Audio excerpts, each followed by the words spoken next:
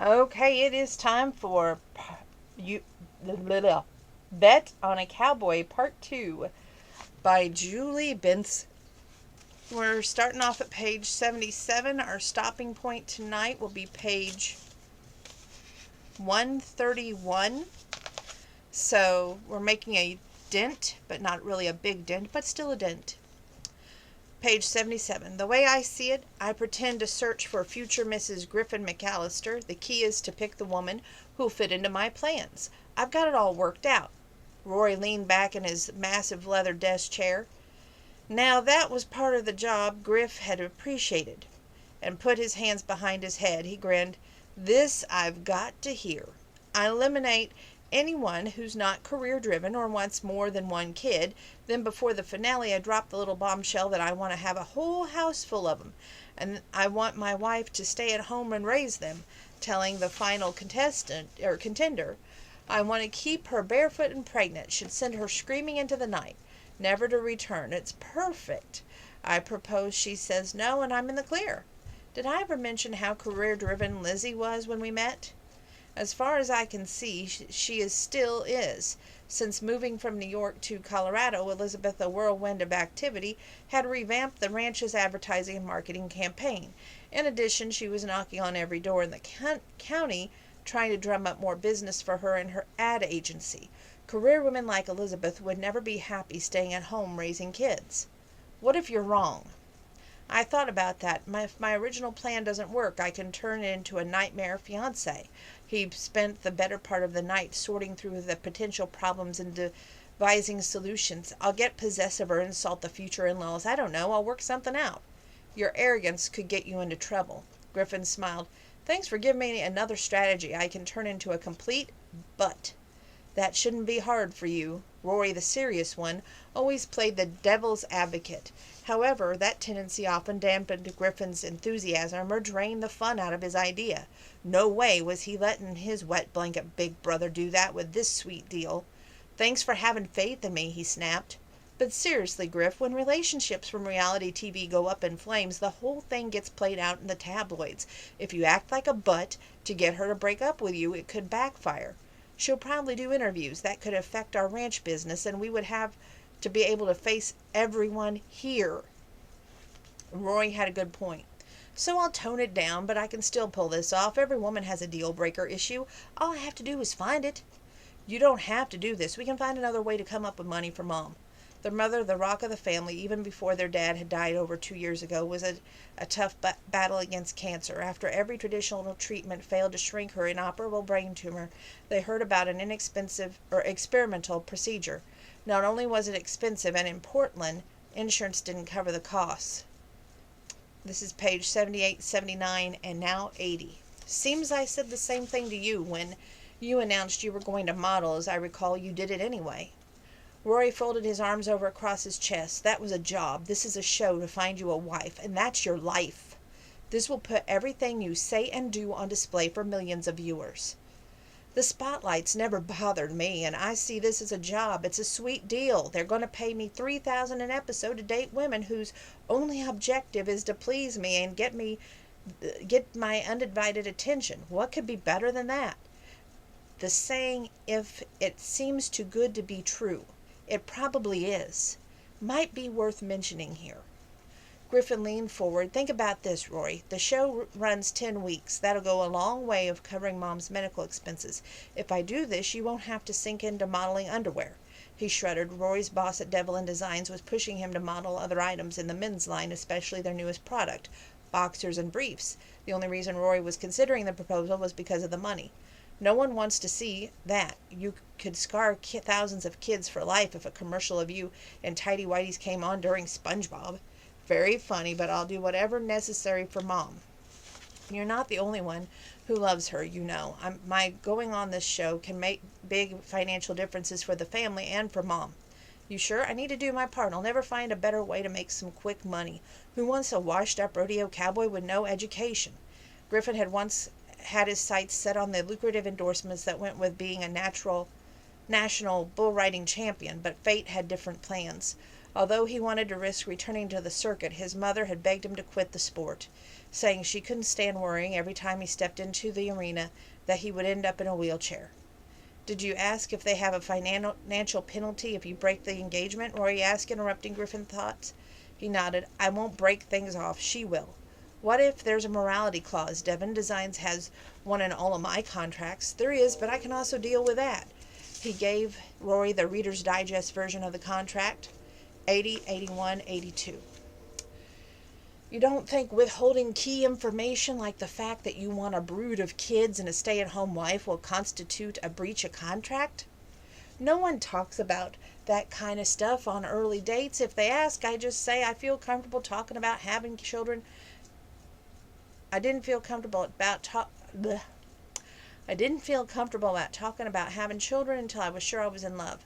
There's no way that they can prove otherwise." He stared his brother down. "As long as you keep quiet, it'll be fine. You can't even tell Elizabeth. She couldn't never keep this a big secret from Mom and Avery." "I don't know, Griff. It'll take fancy footwork to get your fiancé to break the engagement without you violating the contract." "I can handle it." "Why, that's so hard for you to believe." "It's not that. You're a smart guy. But we're talking about some costly consequences if you're wrong about this." "I'm doing this." "Damn, but you're hard-headed." Griffin smiles. "Runs in the family. Don't jump into anything. Take a couple of days to think about it. Give me the contract. I'll send it over to my Harvard buddy. He looked over mine. I already signed the papers." "Griff, this isn't the some kind of thing that you rush into." "We both know I can't pass up the chance to make this much money. Don't you get it? The cost of my medical treatment is part of the reason that we're in this mess. I've got to do this. None of us blamed you. It could have easily been me in that car with Dad. But you had insurance." Familiar guilt had filled Griffin because the sport was so dangerous. No company would insure a bull rider. As a result, the family had been on the hook for every dime of his medical bills. His brother nodded, understanding in his eyes.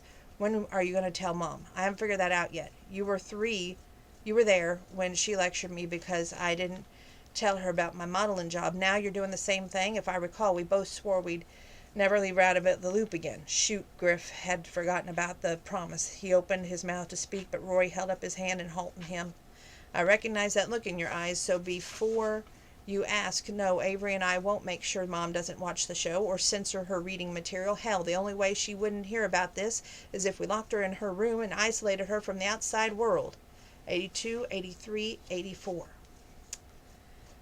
"I gave up my social life to run this ranch when you went up to New York. Seems like you could help me out with this little detail." Rory laughed wryly. "Sorry, you're on your own there.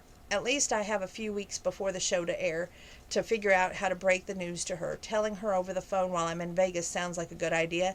Asking for forgiveness is always easier than safer than asking for permission. Not with our Mom. You should tell her before you leave. This whole thing reminds me of the time we saw that guy at the state fair juggling chainsaws. Hope you can pull it off. This is the perfect job for me." Rory smiled like the know-it-all big brother he was, and Griff hated that. When was Rory going to give up that role? The phrase, "be careful for what you wish for," comes to mind. This could come back to bite you on the butt. And that was page 84. Moving forward. Small portion here on page 91. Why couldn't the Bachelorettes find a man on their own? His mind ran through a gamut of possibilities. Control freaks, overly needy, too possessive. He wondered what other baggage they brought with them. What makes a woman want to go on your show?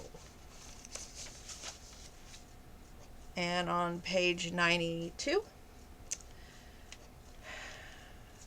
she longed to tell Griffin that the women who came on the show possessed a moral compass that didn't point due north. Granted, some hoped to find love, but the majority wanted the TV exposure and the 15 minutes of fame. While everyone associated with the show acknowledged that, they didn't broadcast the news, and viewers liked to think that there was some reality in reality television. How ironic that a show designed to find a wife for a bachelor rarely led to marriage, but would allow Maggie to have the children she always wanted. Instead of telling Griffin the truth, she spouted up the party line. "I know it's hard to believe, but a lot of men don't approach attractive women because of the fear of rejection. Any man who's worth more than 2 cents wouldn't be scared off because he might get shot down. I agree, a man's confidence drew Maggie more than anything else. Good Looks faded, but honor and self-assurance lasted. While you and I may think that, studies tell us that most men do fear rejection. There has to be more to it than these women who are just not getting asked out. Sure there was. Advancing an acting or modeling career, for example. It's hard for women to meet a good man, one worth having a permanent relationship. Careers, families, and friends leave little time for socializing. She learned the truth firsthand. Finding Mr. Right on an online dating are examples of how hard it is to find a partner. Does that answer your question? For now. 92, 3, 4, and 5. She reached into her briefcase, pulled out her iPad and a large envelope. Once she retrieved the file containing her notes, she said we should go over a few things before taping starts. First of all, I'll pick you up at 9 tomorrow for a photo shoot. You do remember we're doing TV, right? We need stills for the website, publicity purposes. Maggie slid the envelope across the table to Griffin. Here's the general plan and the talking points for the first episode. I knew reality TV shows weren't real, but I didn't know they were this tightly controlled. Everyone's reactions are real, and theoretically everything that happens is, too. But how often does a couple get private concert from a top 40 rock group? The show should be called scripted reality TV. He withdrew the papers from the envelope and scanned them. Afterward, he neatly replaced them and slid the packet back to her. I don't need dating pointers. This has more to do with making good TV than your dating technique. She pushed the packet back to him. It includes topics that will engage and interest our viewers. No one's ever accused me of being boring. She bet they hadn't, but her reading her notes she put together would help keep him be better prepared. Humor me. Keep the information. Read it. I know this business well, but if you're afraid to take advice from me since I'm a woman, that's okay. Studies indicate a lot of men have trouble working with a female boss because it undermines their self-confidence. She leaned back in her chair, crossed her arms over her chest, and waited, suspecting Griffin's ego couldn't resist the challenge. I'll look it over, but I'm going to handle the dates my way. Maggie bit the inside of her lip to keep from smiling. She learned something very important about Griffin and his ego. I'll give you the notes for the following week, the day after the key ceremony. I'm almost afraid to ask what that is. She explained how at the end of each episode the bachelorettes assembled in the mansion's living room. Griffin called one forward at a time, each woman he wanted to have to continue. When she joined him, he revealed what he liked about her and how he felt. That's 94 and 95. 96 and 97. Then you say she might hold the key to your heart and ask her if she'll accept the key. Griffin burst out laughing. You've got to be kidding me. There's no way I can pull off that with a straight face. Maggie cringed at his open criticism. If the previous bachelors had similar opinions of the ceremony, they possessed enough manners to hide their disdain. Then you better start practicing before a mirror, because the ceremony is non-negotiable. He repeated the phrase, laughing every word. Do women really believe the stuff like that? They love grand gestures. We did market research on the subject. What about women who don't get called forward? Seems like it would be less painful to tell them up front rather than make her watch everyone else get invited to the party. Maggie always was the last one chosen for the team in phys ed class and knew exactly how the eliminated bachelorette felt. Unfortunately, doing that wouldn't have the same dramatic effect. After each name is called, a camera scans the remaining woman's face for the reaction. The viewers are right there on the edge of their seats, wondering if you'd call their favorite next week. I'm glad that I'm on the other side of the ceremony. You need to write a short welcome speech for the first episode. You don't have to say anything earth-shattering. Previous bachelors have said how impressed they are by the women and that they look forward to getting to know them. This would be also a great time for you to share something about yourself. Maggie continued to explain that the women would arrive one at a time and Griffin would greet each candidate outside the bachelorette mansion. After that, he'd join the women inside and make his speech circulate around the room, getting acquainted. All this business talk is putting me to sleep. Griffin reached into the brown bag and pulled out another bagel and stood. Then he walked out of the kitchen. Not sure what else to do, Maggie trailed after him, something she seems to be doing a lot. Where are you going? We have more to discuss. He paused and looked over at his shoulder. I need to do something. Let's play poker while we talk. For every hand I win, I get to ask you a question. And for every hand you win, you get to talk shop. That's 96, 97, 98. Maggie started to argue, but recognized the futility of doing so from his braced stance. Griffin was like a kindergartner with a 5-minute attention span who'd been sitting for 10. I don't know how to play poker. We could play go fish. That's hardly a substitute, he continued, walking back through the house. How about blackjack? All you have to do is count to 21. If you've got questions about the show or the business, I'm happy to answer them. Who said that what I wanted to ask has anything to do with that? He couldn't want to ask her personal questions. That made no sense. Why would he want to anything know about her or her empty life? Just the topic she wanted to discuss with a man whose social calendar hadn't seen an opening since grade school. If you want to know about me, you'll be disappointed. To say I live a boring life would be an understatement. We could wander around the casinos and talk instead, Griffin said as he crossed the threshold into the green room. Page 99. She would never hold his attention if they left the house, and she needed to ensure that he was prepared for the first episode. I'll agree on one condition. When I win, I get 5 minutes to talk business. Deal. When Maggie entered the room, she froze. Wow, a teenage boy would kill for a room like this. 4 leather recliners faced a TV screen that practically filled the wall. Video game controls littered the couch to be left to the chairs. To the right was a pinball machine. On the raised area behind the recliner stood a poker table, and across from a wet bar.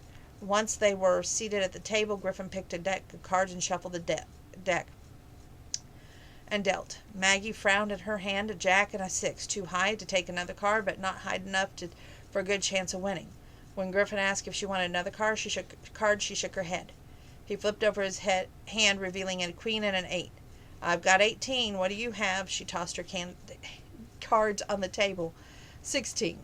Page 98, 99, 100. I win. You have to answer my question honestly.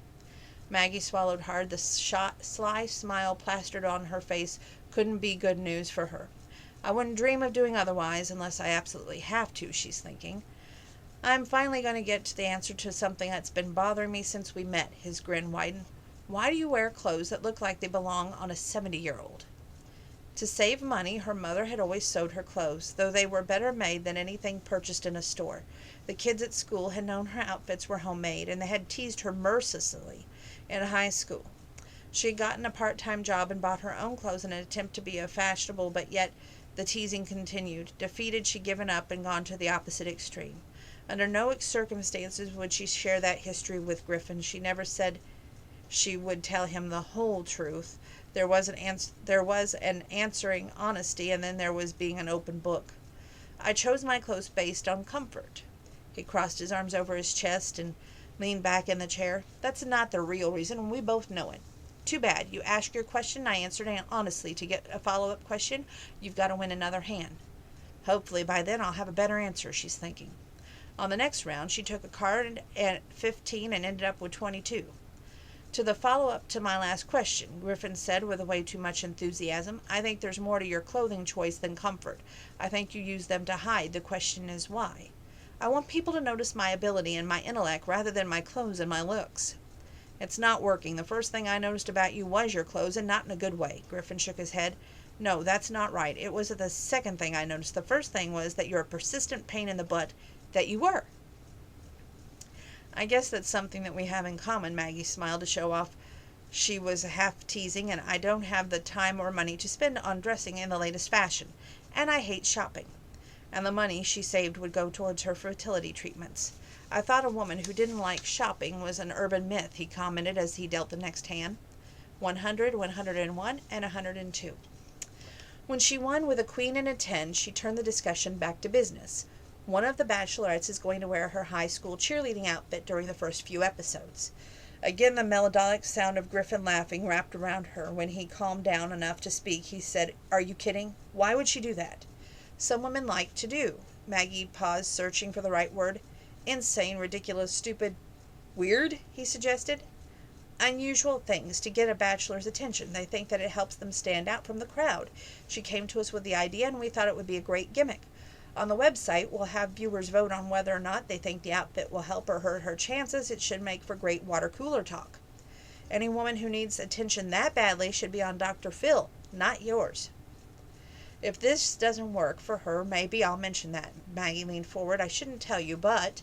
He flashed her that Boy Scout sign. On my honor, I won't say a word. You were a Boy Scout? She couldn't see Griffin in a uniform working toward badges. He didn't seem the type to work that hard. For 2 whole years. That long, huh? His gaze locked with hers, clear and open.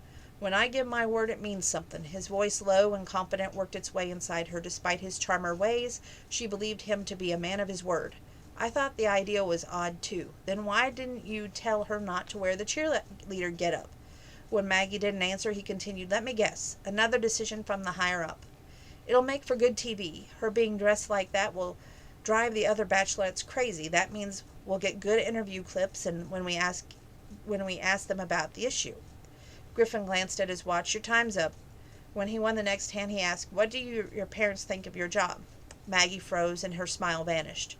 Griffin suggested that the card game question session because he had been bored. He figured that he would have some fun to get to know Maggie and put her on the spot for a change. Rory always said that he pushed the fun too far until it wasn't fun anymore. This time Griffin had opened his big mouth and shoved both feet right in, judging by her hurt expression. Never mind. 102, 103, 104, 105. I said I'd answer your questions. Her gaze met his and her chin rose almost defiantly. My mom was killed by a drunk driver 2 months before my graduation from NYU, and I haven't talked to my father in years. Griffin thought of how much he missed his dad, but at least he still had his mother. He had Rory and Avery too. Maggie had lost both parents, and what happened between her and her father to keep them apart.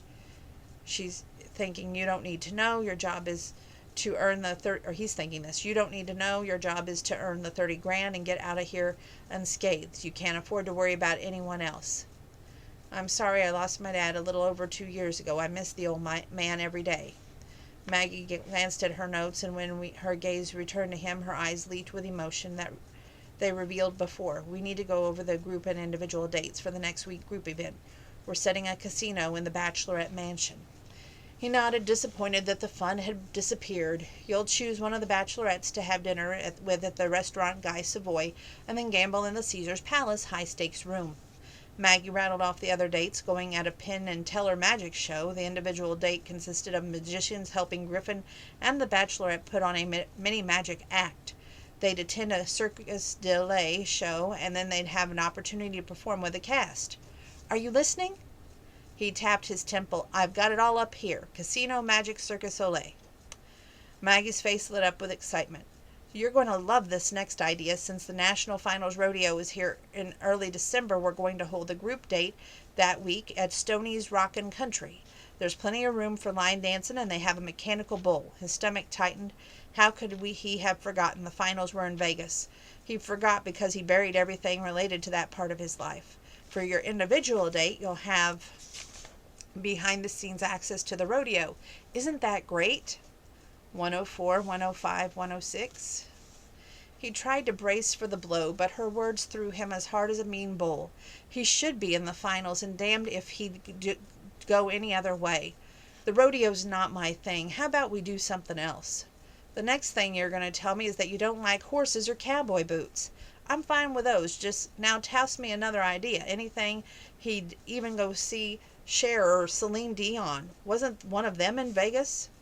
You're not kidding, are you? Maggie leaned forward. Those eyes that saw everything too clearly looked right through him. Why don't you like the rodeo? He couldn't tell her the truth. After the accident, when people heard his injuries had forced him to quit rodeo, his neighbors and friends started looking at him with pity. No one had asked, but he'd seen the question in their eyes. What are you going to do with your life? Do you have any career plans to fall back on?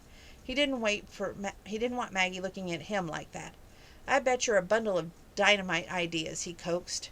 There you go again, flattering me to change my mind. Manufactured shock crossed his face. Would I do that? I'm assuming that's a rhetorical question. If you don't have an idea, I do, Griffin said. There's a place where people can drive a Ferrari, a Lamborghini, an Aston Martin, or a Porsche. I'd love to get behind the wheel of a Lamborghini. How about we do that instead? We've scheduled that for the week after the rodeo. You don't understand. These dates are arranged well before the season starts. There's got to be something else we could do. Maggie placed her delicate hand over his, and their gazes locked. Tell me why you don't want to attend the rodeo. Working to keep his emotions under control and his voice calm despite the shock of her touch, he said, Would telling you make a difference? I can't change the schedule. I wish I could, but maybe I can help in some other way. He pulled his hand out from underneath hers and scooped up the cards littering the table. He'd gone the last 4 years avoiding the rodeo and learned how to survive. How could he step into the arena, watch someone else compete, and force himself not to be happy about it on national TV? When he sat in Rory's office, he'd said he'd do anything for his mom. Apparently, fate wanted proof. That's 106, 107, 108. Moving forward. Page 121. Once they were outside the studio, Maggie's irritation boiled over. I can't believe she gave you her phone number. That's so tacky. Every dating book I ever read said that women need to be careful not to be too aggressive. Men like the chase. Griffin turned and stared at her as if she'd grown 3 heads. You've read books on dating? She never intended to share that tidbit with anyone, especially a gorgeous 6'2" man who had women throwing themselves at him. What's wrong with that? How did it work out for you? Horribly, she thought. She scrambled to justify her purchase in a way that wouldn't make her look desperate. I didn't buy the book for myself. The stupid grin on his face made her want to slap him silly. I bought the books to help me understand the dating process better for my job. In her mind, liar, you bought the books in hopes that you'd have an epiphany, change your dating luck, and actually end up with a husband and children conceived in love, not in a lab. That's 121 and 122. Whatever you say, Maggie, women worry too much about dating. They should be themselves, otherwise a guy wakes up one morning and wonders why the woman he's with is so different than the one he met. So far, being herself gotten Maggie only a handful of first dates and even fewer second ones, but she didn't intend to discuss that with Griffin. Then she realized how far they strayed away from the original topic. I can't believe you took her business card when you are on a show to find a wife. No dating other women. No taking them up on their blatant offers either. Got it? Have I spelled it out clearly enough? Glad you finally came up for air. I was worried that you would pass out from lack of oxygen. Griffin crossed his arms over his broad chest. For the record, I took the card to avoid being rude. Then he surprised her by tossing it in the nearest trash can. But then what choice did he have, with her standing there? Page 123. No matter how much he complained about not knowing how he fit in the ranch, that's where his roots were. That's where his life was, not here in the city. If it hadn't been for Maggie and matching wits with her over the last week, he'd gone crazy. Maggie was such an odd mixture. She dressed like a woman twice her age while having the sexiest bedroom eyes he ever seen. Why did she try so hard to blend it into the background? Granted, she would never be a beauty, but she could look much better than she did if she tried.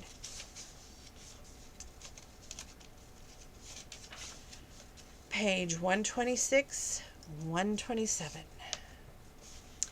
After the last bachelorette entered the mansion, Maggie joined them, dressed in a pair of navy pants and a baggy white cardigan with her hair pulled in that annoying ponytail. She looked as if she belonged at a woman's sewing circle. Didn't she ever glance in a mirror before going out of the house? No way, because if she ever saw her reflection, she'd burn every piece of clothing she owned. You nervous? She asked when she stopped beside him. As he thought about beautiful women he just met, he felt as if he'd been ushered into a bank vault and told he could keep all the money he could grab. Nothing about that made him nervous. I've been dating since I was 14. What's to worry about? He replied. Are you nervous? I'm a little. I didn't think that I would be, since I've been with the show so long, but it's different being the buck stop here person. Unless there's a stampede, you'll be fine. Her posture relaxed as she snickered. Her whole face lit up, softening her angular features. We haven't had a bachelor trampled yet, though we've come close with a couple of cat fights. Now that would be fun to watch. Throw in a little mud and you'll have the real rating booster. I hadn't thought of that, Maggie giggled. I'll go inside and say hello to everyone, then it's time for your welcome speech. Even if he'd remember he was supposed to prepare one, he wouldn't have done it. When the silence stretched to the awkward point, Maggie's eyes widened. You did write something, didn't you? Did I mention that my high school girlfriend wrote my debate speeches? His words hung between them as he waited for Maggie to offer help, but with the way the women always did when he tossed out the hint. Why does that not surprise me? She shook her head. I'll take that means you didn't get anything ready. That's 126, 127, 128, 129. How about you jot down something for me? He stared directly into her eyes, then smiled the slightest bit and waited. Maybe she was one of those women who needed to be asked. Are you serious? I've got a whole list of other things to do, important things, and you don't need my help. I've never seen anyone as comfortable talking to people, especially women, as you are. Maggie's refusal to write his speech stunned Griffin. Women stumbled over each other for the chance to help him. No problem. He hadn't hit the right button with her yet. He leaned forward as if he was about to share a secret. I might get tongue-tied when the cameras are on. This will be a broadcast on national TV. His gaze locked with hers. He paused for effect. Don't let me look like a butt or a country bumpkin. She laughed in his face. You get tongue-tied? No way. Just admit it. You didn't want to write the speech. Okay, so the helpless appeal wasn't the right approach. He scrambled to regroup, but never having dealt with a woman he couldn't get to come around to his way of thinking, he wasn't quite sure what to do. What gave me away? I grew up watching one brother wrap everyone around his little finger. I bet, like him, you've skated through life on your looks and creative schemes. Griffin shrugged. They usually work, especially with women. Really, that doesn't speak well of ones that you associate with. Being smart wasn't high on his dating criteria. He focused on women who liked to have fun and weren't looking for a commitment. I don't discriminate based on IQ. No kidding, Brittany's proof of that. He couldn't hold back his chuckle. Now that I've come clean, will you write something for me? With your expertise, you could do it in no time. Maggie laughed again. The full melodic sound washed over him, making him smile despite his annoyance. He was 0 for 3 tonight. After what I said about my brother, you should have the guts to try again? Your confidence is astounding. Either that or you're slow on the uptake. Old habits, he tossed his best. You can't throw me to the wolves and back look. What am I going to do if you don't help me? 128, 129, 130, and 131. You'll have to wing it, but from what I've seen, I'm guessing that won't be a problem. You better think fast, however, because time's up. Then she opened the front door and stepped inside while he waited on the porch. Let me start by saying how glad I am that all of you are here for this season, Maggie said loudly enough for him to hear. I want to remind everyone that there are hidden cameras everywhere, and I mean everywhere, in the mansion. Despite that, try to act as natural as possible. Nervous female giggles twittered in the air. Griffin's grimaced. Organized, controlled dating with a script and thousands of people watching. Maggie sure knew how to take the fun out of the game. Good thing he viewed directions as guidelines only. Half listening, he marveled at how long Maggie could talk without taking a breath. She'd better wrap things up quick, or she'd put everyone to sleep. I've situated you in small groups around the room to help facilitate easier conversations. Facilitate better conversations? Was she kidding? From the footage tonight, we'll select what to air, but I assure you everyone will receive screen time. I'll direct things from my office here in the mansion, where I have monitors for all the cameras. With a big grin on her face, Maggie motioned Griffin forward. We'll start off with a few words from our bachelors saying a few words. Showtime. And that is where we stop for tonight. So I'm going to section off the book to share some more with you tomorrow. Hopefully we can take some major ground, and we'll go from there. God bless each and every one of you. Stay safe and well.